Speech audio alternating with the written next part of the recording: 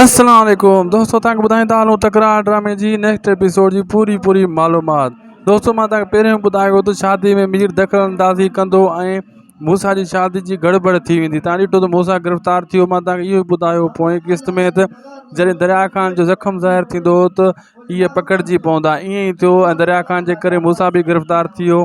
हाणे मीर जे मथां बि हमिलो थींदो। दोस्तो वक़्तु हमलो कंदो ऐं बख़्शल सां मिली करे जीअं हिन जो हमलो कंदो ऐं मीर मारिजी त न वेंदो, ज़ख़्मी थींदो, लेकिन मारजण खां बची वेंदो। लेकिन मीर खे कुझु न कुझु शक पइजी ईंदो, मूंसां कोई न कोई गद्दार आहे, गेम खेॾे रहियो आहे।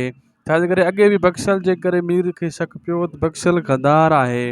हाणे दोस्तो नवाब ख़ान हथ बि मिलायूं बीठो आहे मूसा सां ऐं एॾो विढ़ायूं बीठो आहे। हाणे ज़मानत ते मूसा खे नवाब ख़ान छॾाए ईंदो ऐं थोरो जो थोरो बि थी वेंदो नवाब ख़ान जो मूसा जे मथां। ऐं पोइ जेको आहे उन खां कमु बि वठंदो आहे। शेर अली बि हाणे पलांद पंहिंजो कंदो सिजावल जे मथां। सिजावल सम्झी वियो आहे त नवाब ख़ान कमु करायो आहे शेर अली जे मथां हमलो, लेकिन शेर अली इहा ॻाल्हि नथो सम्झे ऐं वक़्त खे जेको आहे इस्तेमालु करे रहियो आहे। नवाब ख़ान भावल खे थोरो घणो शक आहे वक़्त जे मथां, अन क़रीब इहो शक पक में बदिलजी वेंदो त हीउ गद्दार आहे।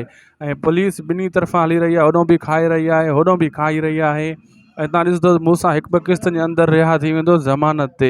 पोइ मूसा मीर जे गॾु बाहि ॿारींदो, उनजी शादी रुकिजी वई बिल्कुलु अधु में। हाणे मीर पंहिंजो पलांद वरितो, लेकिन मीर बि दोस्तो ख़ताऊं खाईंदो। पोइ मीर खे ख़बर पवंदी त मां केॾी न केॾी वॾी ग़लती कई आहे। इहा ग़लती मीर खे माराईंदी दोस्तो, धकु ॾींदी ऐं इहो बख़्शल बि काफ़ी क़िस्तनि खां बाद में पकड़ियो वेंदो।